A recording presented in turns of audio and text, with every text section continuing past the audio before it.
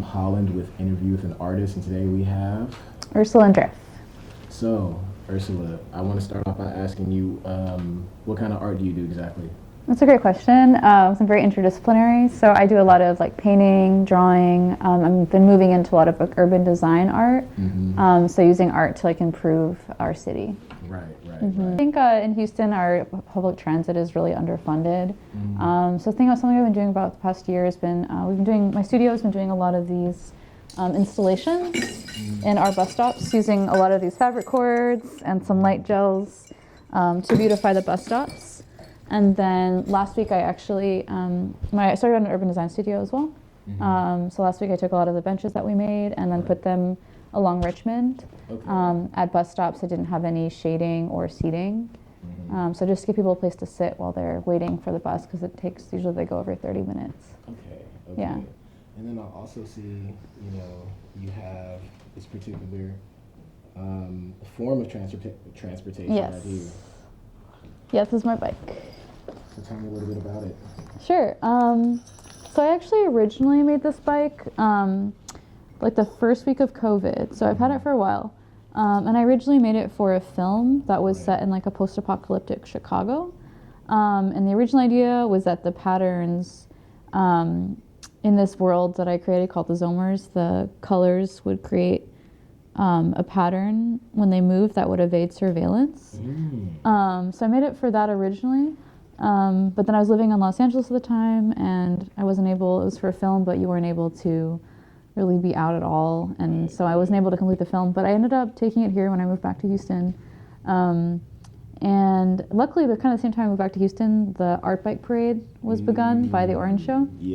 Yeah, so then kind of it all sort of rolled into one, and I started, I got hired to be like the artist ambassador for the art bike parade for the Orange Show. So every spring I go and teach workshops like around the city at like Discovery Green, Gregor Park, Snither Park, teaching people how to convert their bikes to art bikes. And they're very fun, but the biggest, for me, the bigger thing behind it is that it's a safety thing, even though it looks really goofy. So as a biker, like the difference between being like hit or not being hit is being seen by a driver. So I encourage people to add a lot of colors to their bikes so that people can see them. And also a lot of things like bells, a lot of things to make noise so people hear you as well. I'm pretty sure everybody has their favorite piece of art, their favorite piece of work that they've done. And if I'm not mistaken, this would happen to be yours right here. Right, currently, yes. Yes. So tell me a little bit more about it. Sure. This painting has like a lot of the creatures of the Ursiverse, which is like the universe that I've created with my costumes and my drawings, my paintings. So they're all different characters that represent different things, and they have different stories. And usually I have them separately, like I show them separately as individual drawings or individual canvases. And I was just excited about this process of just like putting all of them together and kind of the chaos of having them all mixed in with each other. And so I just like it for all the different characters that are sort of communicating with each other. And this one I actually am going to turn into a woven quilt. So I'm really looking forward to bringing them to life with like the texture and like colors and patterns of fabric. If you wouldn't mind telling me a little bit more about the Ursiverse. Sure, yeah, that's like this world I've kind of been making for maybe 10 years? I'm not exactly sure how long, but there's like all these... It's got quite a bit of lore. Yeah, a lot of lore, and each creature is like sort of come to me over time. And they kind of have all their different stories, and I'm really interested in like different ways of activating them. Like drawing is one way, painting is one way. I also do costumes to kind of like create different embodiments of them. So I'm definitely interested in like the ways that they can progress and grow. Okay. I want to start off by which character, if there is a character on here, do you feel like relates to yourself more than anything? Oh, that's a great question. I think right now these two, because of their expression, it's like to me they just have this look of like, I don't know what's going on. But then I kind of see this, they're like these like ghost figures. And so to me I have this idea of like they don't know what's going on, but they're sort of like still going. And I think there's like that, I'm really trying to channel that like blind faith and going with faith over fear and just like continuing and following instinct and not overthinking or being like consumed by fear of like the unknown. They have this kind of like mania that I feel like I think what I really like with these characters is they have this sort of like mania and playfulness to them that I often in my regular life try to cover up and act like I'm like super together and I know what's happening and I'm really organized and all these things. But I think these to me feel like this very like true expression of just play and connection to nature and like a zaniness. I really like this one too. I think these ones with these characters that just seem like they're like, blah! Like they just don't really know what's going on and they're just like responding. I feel a lot of release in these because I feel like I always have to, as an adult and as a teacher. How to purge that. Yeah, I feel like I always have to like pretend I know exactly what's going on, but I'm always in control of the situation. I really like this one as well. That one's sick. Yeah, so it's like me of the rising Kundalini dragon. Exactly, yeah. That's so the Kundalini force with the snake. Yeah. Mm-hmm. So if you don't mind me asking, what are your inspirations? Yeah, I have a lot of different ones. So I basically have like different sort of like pathways of my work. So if my drawing and painting, which is like very intuitive. So I definitely for that. I look a lot of like prehistoric art, so a lot of like Mesoamerican temples, a lot of like ancient Bulgarian, African, yeah. So anything that was sort of like prehistoric, I'm really inspired by. And definitely by like plants and animals as well. But for my drawings, I don't really like look at anything for them. I just they just kind of come. You just kind of feel it. Yeah. What is your favorite artist? Yeah, it depends on the genre. So for my more like urban design stuff, I really like Janet Sadiq Khan. She's actually a transportation engineer, but I would consider her also to be an artist. So she was like she basically did all of these changes in New York City to make it like a lot more walkable, and also transformed all of these spaces that were like parking spaces into like art parks or like plazas that people had like murals or people could like walk in or enjoy. So to me, like it's not exactly art, but to be able to like look at a space that's used for one thing and to see how the potential of how you could use it. Right. To me, that's really amazing. Okay. And then I really like Nick Cave. He does a lot of like very noisy, like noise-inspired costuming that he uses. So the costumes are definitely inspired by Nick Cave. He does a lot of like dancing, really vibrant costumes, a lot of sound. Okay. Yeah, he does this series called Sound Suits.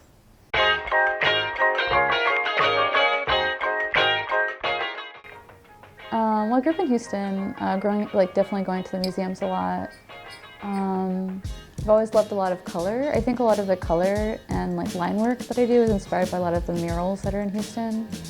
And like the climate and like we usually have like a lot of sun, a lot of light, and like the plants here and the vegetation I think are like big things that inspire my work.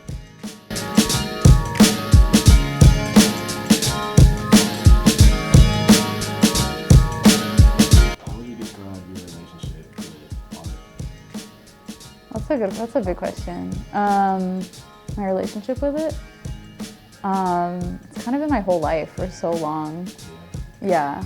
I feel like it's like I'm always thinking about the work that I'm going to make. I'm always looking at different artists. Most of my friends are like artists or musicians or dancers or political activists. So I think it's sort of part of, I work in an art museum. I feel like it's like it's like my entire life. How would you describe your style? Oh, okay. Definitely like color and pattern are the first thing. So color, pattern, texture, and layers are the first things that come. And definitely like bold line work, psychedelic, definitely like references a lot of like Mesoamerican cultures. But I'm just really interested in prehistoric. In a lot of ways, I'm interested in how people, it kind of comes from this bigger thing of, I'm interested in how people sort of, like their beliefs, like sort of like more, when they were more connected to nature, and also how we can have like a more communally driven society. So I think I'm just like really interested in like prehistoric societies because of how I feel that they were more communally oriented. What do you feel like art means to you? Yeah, I think it's a way to express like your own interior reality and also like a wish for a future. I've been thinking lately how the people that controlling the perception of reality the perception of what's possible and the perception of what's happening is a form of power, and often it's used for nefarious reasons, and we like repress certain voices and elevate others. I think we always need a story to tell ourselves what's happening in the moment, but also in what happened in the past and what's possible. Amen. And a lot of times there's, I mean, especially like all this book banning and everything going on in Texas right now.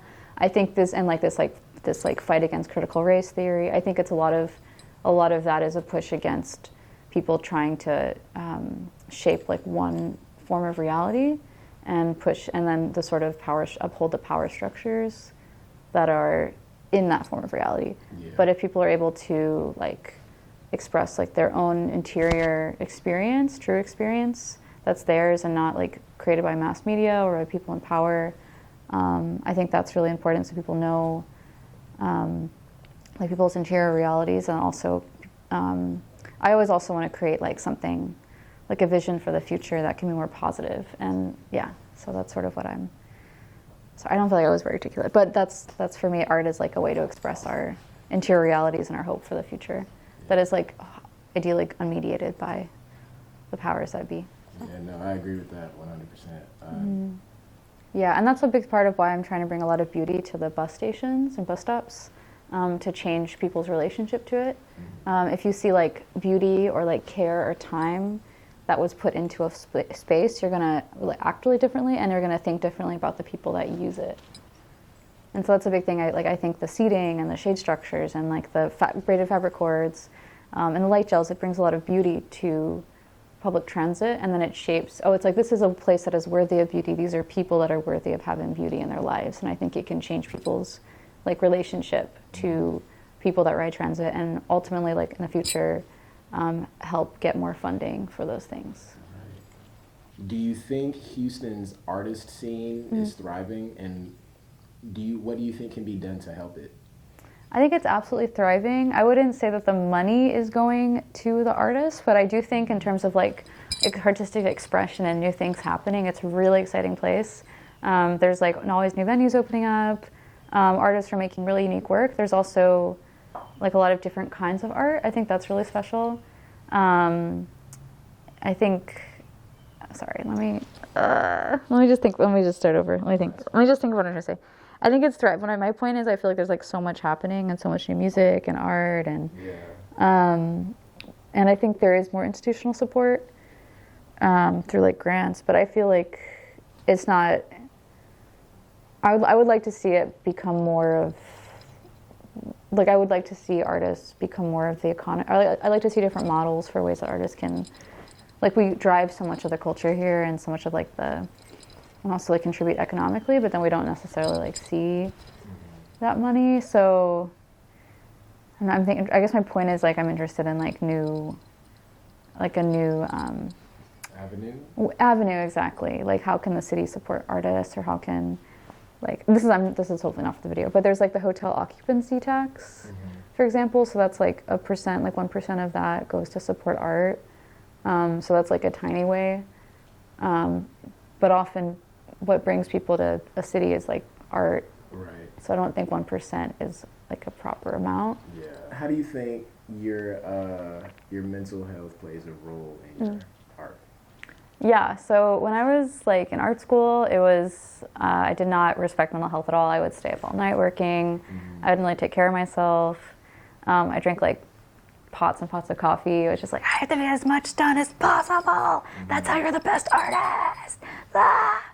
But I crashed really hard like at the end of school. Yeah. And I feel so since then I've really prioritized mental health. I actually prioritize my mental health above my art because I'm here for the long run. I really don't subscribe to like the tragic artists or artists that die young, because there's so much that I want to make over my lifetime.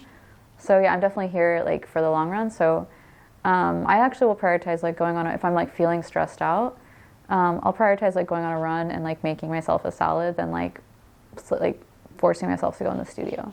Okay. What is your message to upcoming artists? People's favorite thing to do is to tell you can't do something. I've noticed this over the years, so you cannot listen to that. If there's something that you want to do that you feel is in your heart, you just need to do it, and then other people will come and be like drawn to it. Right. And also, yeah, preserve your mental health and your physical health, because you can't, if those things are not intact, you cannot make art for the long term. So definitely prioritizing your health. And you also, a community. Having a community of support for the things you're doing is also essential.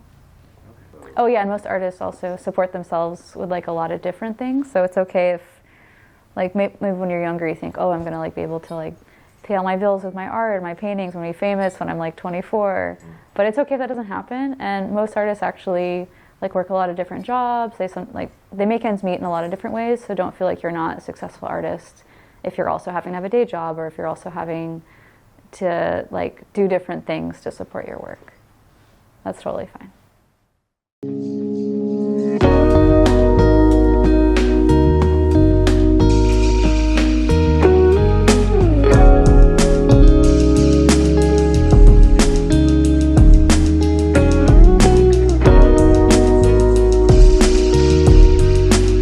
to pronounce this word right here. Okay. Worcestershire, Worcestershire, Worcestershire.